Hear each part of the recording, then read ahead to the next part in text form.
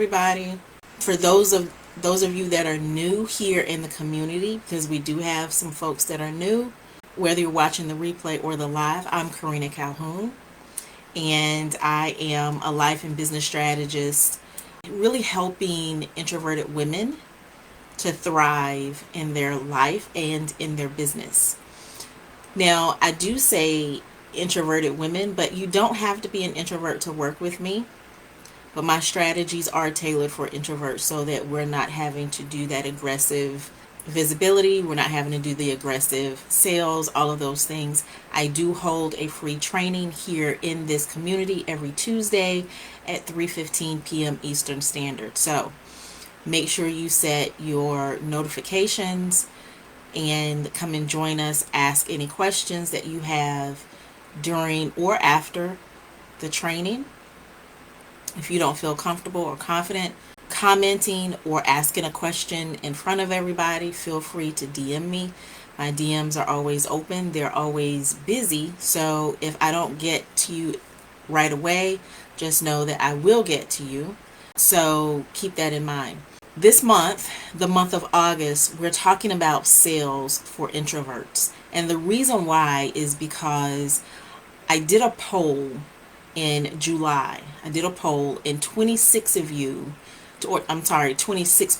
of you indicated that selling was the top topic that you wanted to dive into.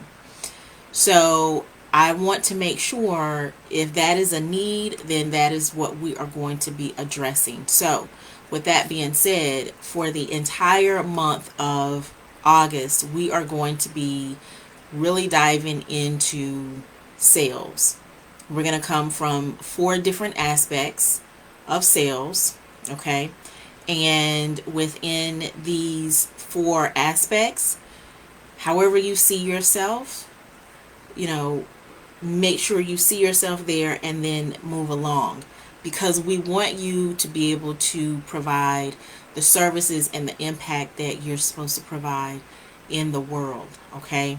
So we don't want to have sales being a hindering point, a stopping point for us. So I do know that even with that being said, I do know that selling can feel overwhelming, especially for us introverts.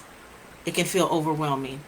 And it may make you feel anxious about approaching potential clients. You may begin to feel that fear of rejection, or like many of us have felt, some still do feel, you may feel like you're coming off as pushy.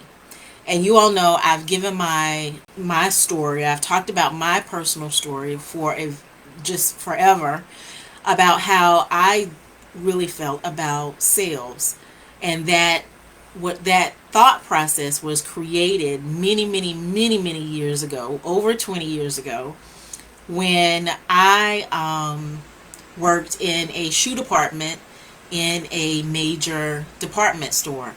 And during that training, I was in the shoe department. During that training, the manager said, you're going to go back to the back, you're going to get whatever shoe size they say they need in that particular shoe, and you're going to ask them if they want, a pair of socks, a pair of pantyhose, a shoehorn, whatever the case may be, and basically you're going to upsell them. And I just remember thinking at that moment, I'm not selling anybody anything.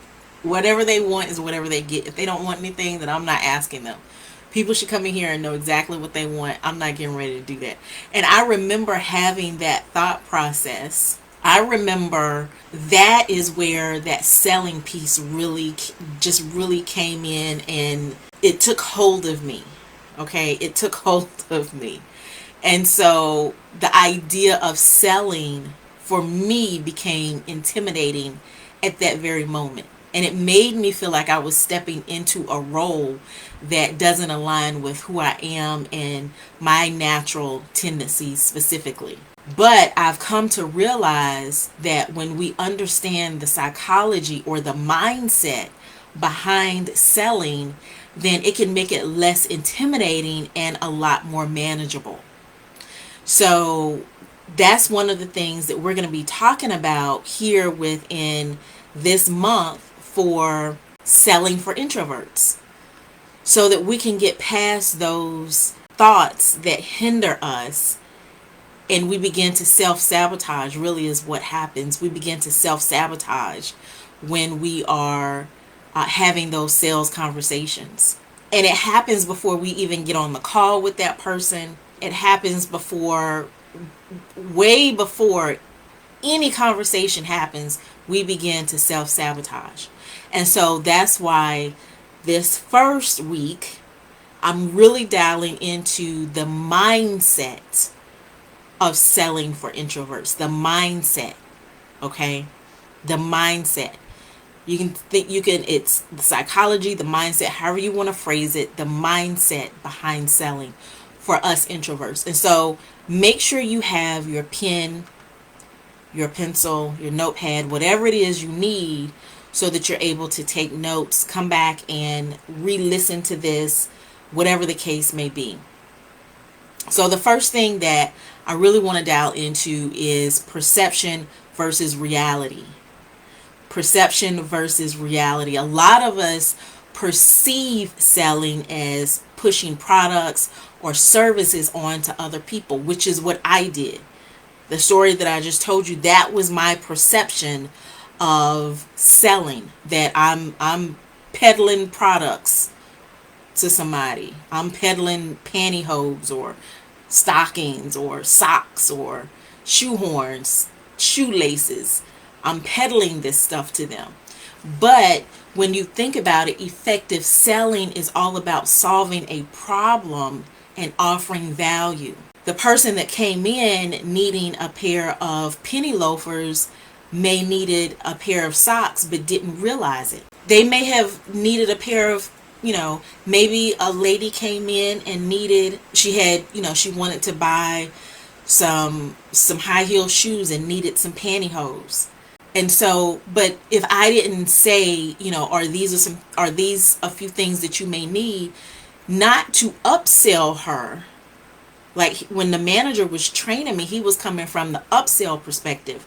But if I had come from the perspective of, well, what if this is something that they need and they haven't thought about it? Or they've thought about it and they didn't want to bother me, whatever the case may be. So in other words, you want to be able to have this mindset that you're solving whatever their problem is and you're offering them value. So when you shift your perspective from selling to helping, it changes your entire approach. I'm not selling you anything. I'm helping you to get to where you want to be. Okay? So think about how your product or your service can genuinely benefit your ideal client. And then as you continue to do that, selling becomes an act of service. Selling becomes an act of service. And so it changes everything for you when you look at it in a different way. Hey, Deborah, by the way. So that's the first thing that we have to really look at. Perception versus reality. How are you perceiving what you're doing versus the reality of it? Now, if you're coming from the heart where you just want to make $1, then yeah, your perception is your reality. I've always said that your perception is your reality. At that moment, your perception is your reality. That means that, you're selling, you're being pushy. I've had people do that with me. So then the second thing that you want to look at when it comes to selling, having the mindset, okay, is really dialing into emotional intelligence. Emotional intelligence. Emotional intelligence is one of my favorite things, almost most favorite things in the world. Okay. I really believe that successful people leverage emotional intelligence. When you think about emotional intelligence, this means understanding and managing your emotions with empathy when it comes to your potential client. You're able to empathize. It's about creating that genuine connection instead of that transactional interaction. And I say this a lot. I remember 2 years ago, I volunteered with this organization, and we were working on marketing, visibility, and really getting down to the nitty gritty of getting folks on board and buying into the idea and vision of the organization. And I remember telling them, you have to come from the mindset that human beings, regardless of what we as human beings say, human beings are transactional. That's why you get the whole, when you're working on your visibility strategies, that's why you always have to lean into the mindset of your ideal client, thinking, what's in it for me? Everybody knows that term, what's in it for me?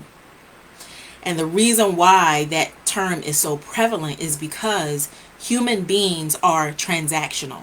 So if human beings are transactional, then we have to begin to recognize the emotional state of both you and your ideal client so that you can help them navigate that conversation more effectively. Because yes, it's an act of service, but there's still a win-win situation that can potentially happen. So when you connect on that deep level, that emotional intelligence, that understanding, that managing your emotions, when you connect there, it builds that trust and that rapport. And it makes that selling process feel more natural. You know that when you get on a call with me, that yes, ultimately I'm going to offer you a solution. Prior to me offering you the solution, I'm going to hear you out. I'm going to digest what you're saying. I'm going to empathize with you. I'm going to relate to you. I'm going to resonate with the challenge that you're having. All of that's going to take place, and I'm going to offer you the solution. So that emotional intelligence is prevalent there. You see how that can change? But the only way you can do that is to lay the groundwork first. And we're going to get into that. Okay? So the next thing is really shifting your mindset. You want to reframe your mindset from, like I've already said, selling to serving. When you focus on how your product or service can genuinely help someone, the process becomes less about you and more about them. That's when you get into acts of service. It's less about you and more about them. That's going to dictate and direct that sales conversation. You're more on the listening end. And so this shift not only makes selling easier, but also makes it more fulfilling. Because you get to walk away knowing that you have delivered service to someone by offering them your solution, and then you've also impacted your own business. So that makes it fulfilling. So you're going to start seeing selling as an opportunity to make that positive impact instead of a necessary evil. Because that's what a lot of people think of it as at this point. It's a necessary evil, but it's not evil. It's not evil. It's necessary, and it's positive, and it's impactful. Can be. So I want you to drop in the comments, I want you to drop a thumbs up if you've ever felt nervous about selling, but now you're beginning to get a little bit more clarity. You're beginning to get a little bit more clarity. I want you to drop a thumbs up in the comments. And if you're watching the replay, I want you to do the same as well then. I want you to drop a thumbs up in the comments if you're getting just a little bit more clarity so far with what I've walked you through. So let's talk about building confidence in selling. Building confidence in selling. It's not something that happens overnight, okay? But it can be developed. I want to say that confidence can be developed, okay? It can be developed with practice, and it can be developed, as you see, with the right strategies, okay? So I want to give you just a few practical tips to really start building that confidence. The first thing is really know your product and your service inside out. I know that sounds so incredibly elementary, but know your product and your service inside out.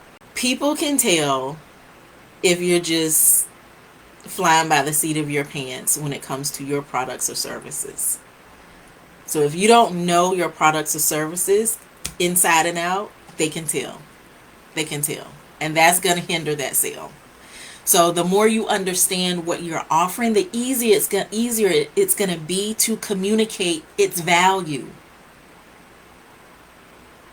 Like, I know if you sign up with me, I know without a shadow of doubt, these are the things that you're going to get. But I also know the value. You're going to begin to get clients if you do the work. If you skip around and you don't do the work consistently, and if you have a I'm going to do it my way mentality, then you're not going to get the value. But I know how to communicate that. So you have to know how to communicate the value of what you're doing, your product or your service. You want to take that time to learn every single aspect of your product or your service and how it benefits your client. I know sticking points with my clients or with my potential clients. I know that market research is like a bad word. I know that market research is like I just cuss somebody out. If I say that to my ideal client, I know that they're going to look at me like I've got 10 heads. So you have to know every aspect of your product or your service. And so when you believe in what you are providing, that product or that service, it becomes easier to convey it to other people. You begin to know where the sticking points are for them. You understand where those sticking points are, and you're able to guide them through those. So the first thing, how to build confidence in sales. These are practical steps.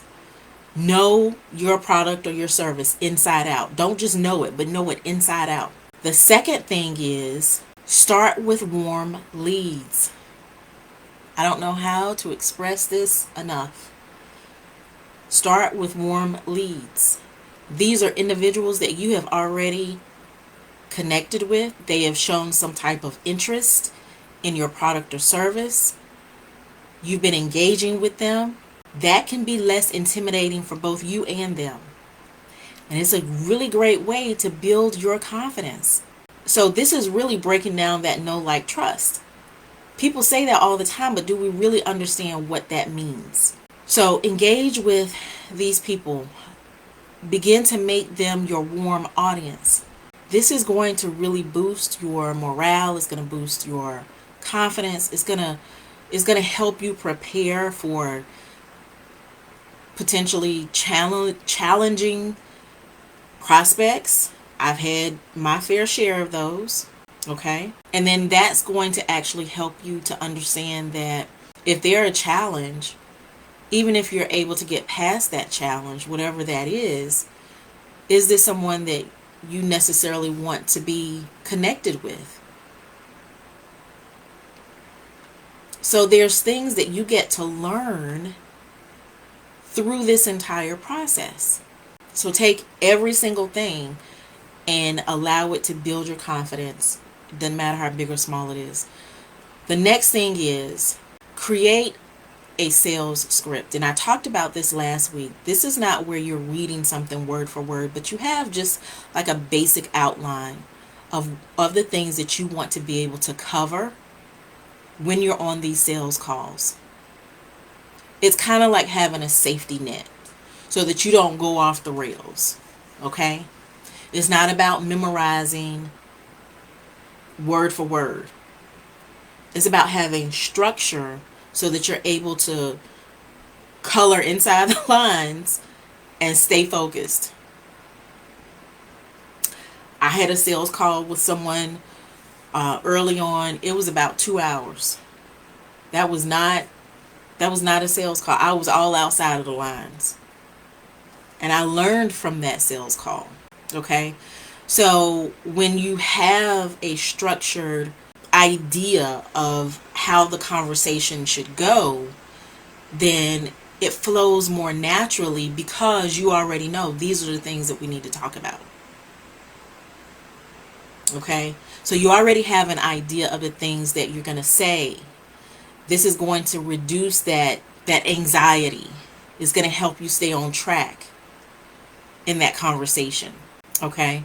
Then the next thing, the last one of these, is active listening. And I talk about this one a lot. I talk about it a lot. We've got to make sure we're listening actively, which means we're listening to digest. We're listening to hear, to understand. We're not listening to respond. You want to pay attention to your client. What are their needs? What are their concerns? What feedback are they giving you? This is going to help you tailor your approach and then show them the genuine concern and care that you have about them. You're letting them know that they've been heard. Okay? All right? So those were just a couple of strategies that I wanted to be able to just really dial into. Okay? A couple of things that I just want to quickly touch on. We're already at half an hour in. I do try to be mindful of you all's time. One of the things that I really want you all to really start dialing into is having a follow-up strategy. If that person was a no, not right now, what is your follow-up strategy? How are you making sure that you are top of mind for them? It can be through email, it can be through social media. You can send a handwritten note if you want to. Just make sure, carrier pigeon, smoke signal, whatever you need, just make sure you are doing regular check-ins so that you are showing them that you value their time and what you have to offer for them. So those were the things that I really wanted to dial into today for understanding, really touching the surface of understanding the psychology, the mindset of selling for us introverts. So I would love for you all, just because, when I did this poll in July here in the community, and I saw that 26% of the people in the group said sales was the top topic that they wanted to really dial into. That was the most challenging thing that they were facing right now. When I saw that, I resonated with it, I connected with it, and so that is top of mind for me right now. So I want you to drop in the chat, on a scale of 1 to 10, how confident do you feel about selling at this moment?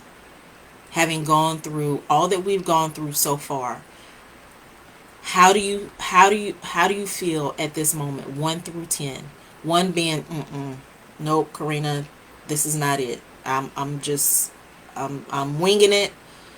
I'm on a wing and a prayer and I can't get it. 10 being, I'm great.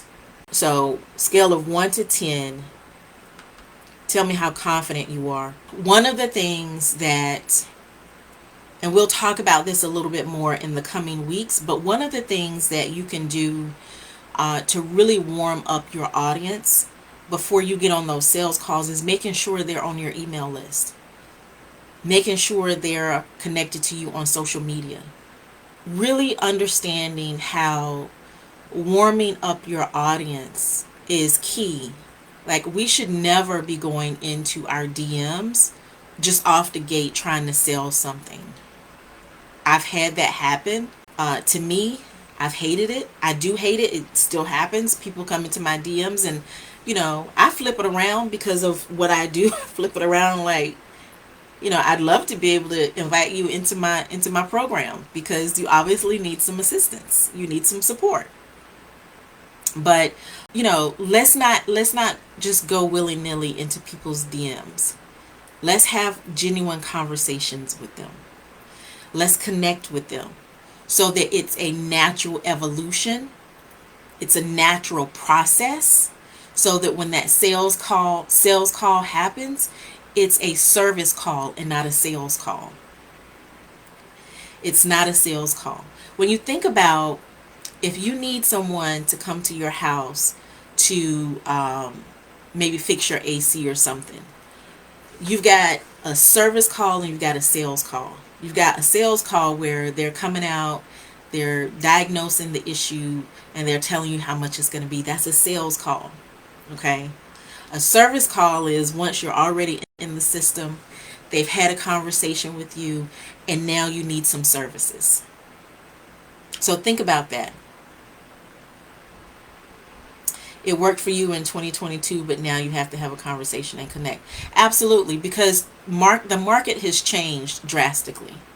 And that's the thing. That's a really good point that I want to make here. I just kind of want to park here for a second. The market changes constantly. Like, what we were doing 5 months ago is probably not going to work today. What we're doing today is probably not going to work in January. And so that's why I keep doing these trainings, because what I'm teaching you is based on the market trends. So what I'm showing you, you may say, well, Karena, that doesn't really make sense. Karena, I don't really want to do that. Understand that this is based on market research. This is based on what's happening now. There's no way. 2022, lots of people were willing to do lots more things at that time. Not so much now. It does not work the same. And it doesn't have to be 2 years, a 2-year difference. It could be a couple of months. It could be a couple of weeks. Things are absolutely changing. So if you're trying to do the same thing that worked 2 years ago, or a year ago, or 6 months ago, it's not going to work. 9 times out of 10, it's not going to work. So that's why you got me. I'm here for you. I go do all of the hard work, the heavy lifting, and then I bring it back to you. So, which does take me to the next point of the newsletter. Each week, I'm dropping a blog inside of the newsletter.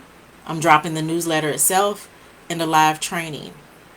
And this is all to help you stay focused, keep you on track with getting your, as Waukesha said, she's trying to use the same, well, I'm not going to say she's trying, but she said for her, using the same technique that she was using 2 years ago does not work.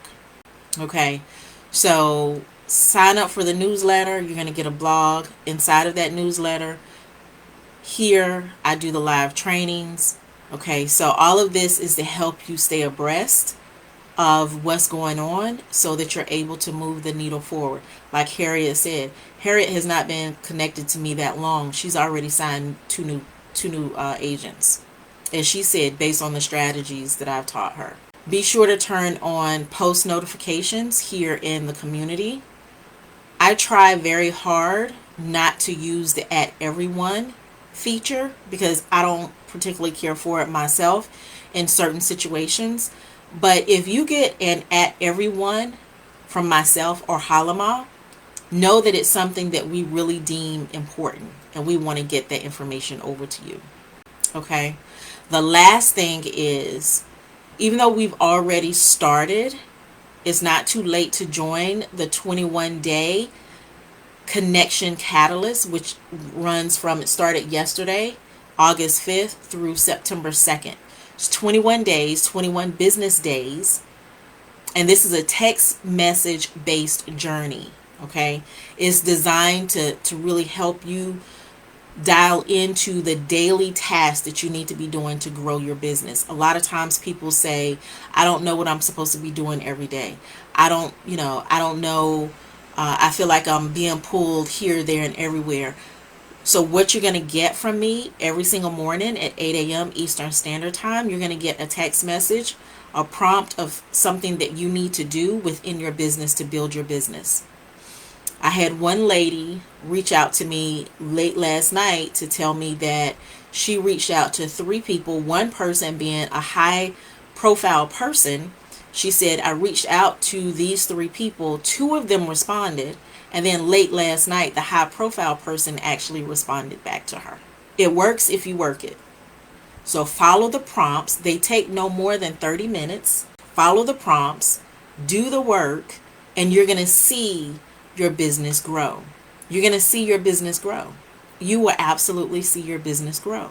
So that is all that I have. Drop your comments, your questions, anything that you have into the comment section. Tag me and I will come back and respond. Even if it's the replay, that's okay. I got you. All right. So I'm going to end here. I love y'all. Oh my goodness, I'm ecstatic. Thank you, Harriet, for that sharing that testimony. I really appreciate. Y'all have a great one. Bye for now.